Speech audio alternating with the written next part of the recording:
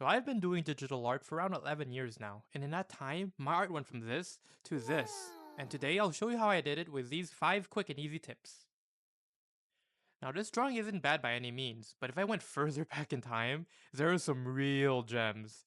Like we're talking how to draw manga by Ken Penner's gems. Regardless, I picked this one because it still holds up well for my explanations. And also, because Cynthia's hot. But yeah, mostly for the explanations. If I could tell my 15-year-old self how differently I'd approach this now, my first piece of advice would be to keep your sketch simple. I used to spend way too much time on making the sketch look perfect. Not that that's necessarily a bad thing, but remember, you don't build a house by furnishing it first.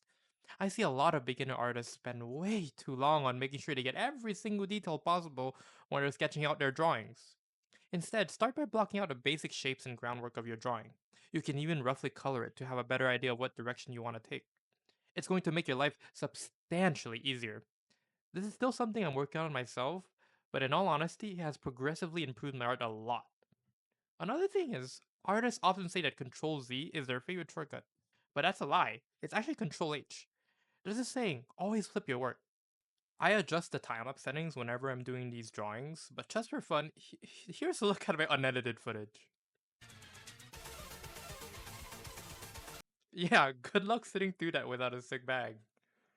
You might think your drawings look fine, but flipping it will make mistakes more noticeable. Make it a habit because it's much easier to fix your mistakes and adjust composition during the sketch phase. Speaking of composition, tip number 2, choose better compositions, perspectives, and poses. Listen, there's nothing wrong with drawing a basic generic pose. I myself do them all the time as well. But if you want your drawings to feel more impactful, look for a more dynamic composition and pose. For example, in the older Cynthia drawing, she's just kind of standing there like an NPC. And if you know anything about Pokemon, Cynthia ain't no NPC. To fix that, I did what any mentally healthy person would do. Yeah, boy. One of my favorite things to do for strong characters is have them cross their legs while they're looking down at us. Something about that pose just screams elegance and dominance, traits that describe our mother figure. And so that's what I did.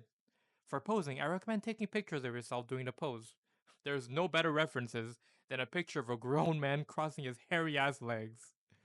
But if you have performance anxiety, you can also use free 3D posable models online. Some drawing apps like the one I use, Clip Studio Paint, even have them built in. It's kind of boring, but I'm not one to judge. Since I really liked the idea of having Garchomp behind her as her guardian, I wanted to keep that aspect, but I felt like I drew her way too small. Don't get me wrong, we love short kings and queens here, but I think beefing her up would benefit the composition a lot. Overall, with this perspective and pose, it screams less weird, unphotogenic lady tries to look tough, and more like, like I will give you and your entire bloodline generational trauma. Another important aspect I haven't really talked about is the use of colors, which brings me to tip number 3. Keep your colors and values consistent. Colors are something a lot of artists, myself included, struggle with. There are a couple of things that I've learned that have helped me a lot throughout the years though. Here, to help me demonstrate, I'll use my 2 big balls. I set up 2 red circles for demonstration purposes. The term local color on the bottom there refers to your base color, the color of whatever object you're drawing with no shadows or highlight.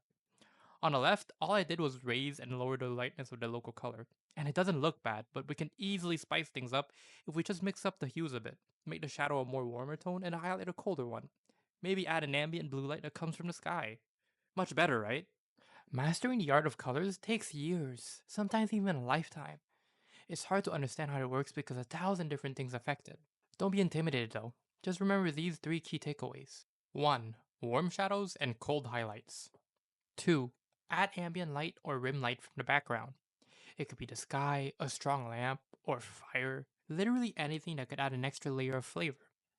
Finally, don't forget subsurface scattering.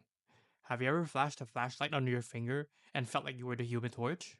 Yeah, well, that's subsurface scattering. I apply it by painting a saturated color in between my shadow and highlights.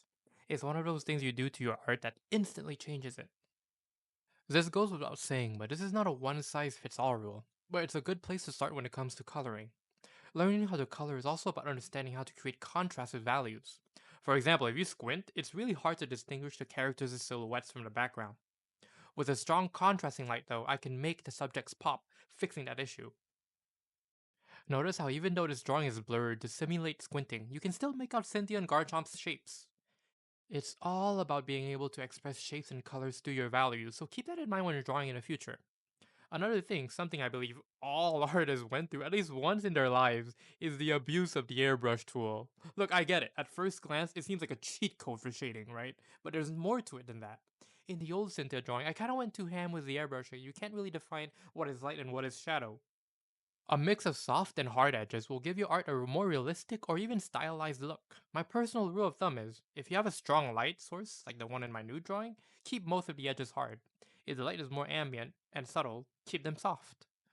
I am too stupid to find a proper segue onto the next tip, so speaking of softness, tip number 4, color your line art. If you're aiming for a more rendered style, I suggest coloring your line art. The color pure black is very harsh and stands out a lot in a drawing. Like, picture this, it's like getting a small stain on a white dress shirt while you're out on a nice fancy date. Like, a tiny stain seems inconsequential, but when you look at it in a mirror, that stain sticks out like a sore thumb. Our eyes are programmed to focus on the things that stick out, so now picture that with line art. When you combine a rendered or more painterly look with black outline, it muddies the drawing, then takes away all the effort you put into the shading and coloring. To fix that, simply use a darker, more saturated version of your local color for the lines, and it will instantly brighten things up. For example, color with a dark rich maroon red for the skin, or a darker rich brown if they have a darker complexion. If your character has yellow hair, use a dark chestnut color.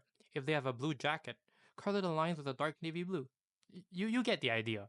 Don't get me wrong, I'm not saying black line art is bad. Plenty of amazing artists don't color their lines. At the end of the day, the pen is in your hands, and if that's what you want your art to look like, then by all means. That is what's beautiful about art, which brings me to my last and most important piece of advice. Tip number 5, have fun, never give up, and believe in yourself.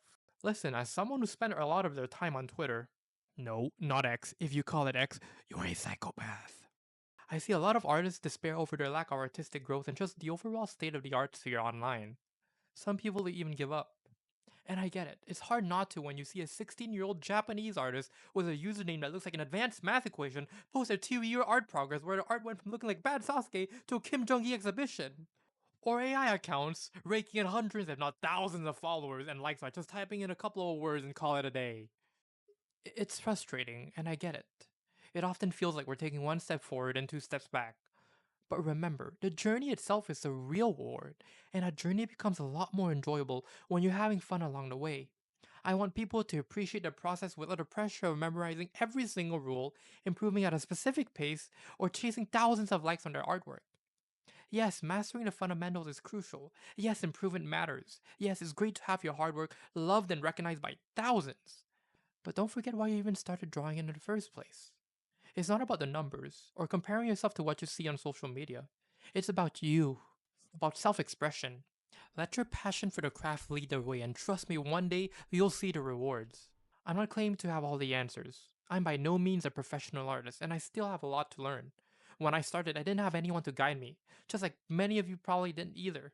But what I did have was passion, and I'm confident that's something all of you aspiring artists have as well. And with that, we've reached the finish line. Drawing her brings me back to the first time I played Diamond and Pearl. Oh, how the peaceful music of Lake Verity reminds me of the time where the only thing that mattered was not getting caught playing your DS by hiding it under your pillows. It also brought me back to the first time I heard those piano notes at a Pokemon League.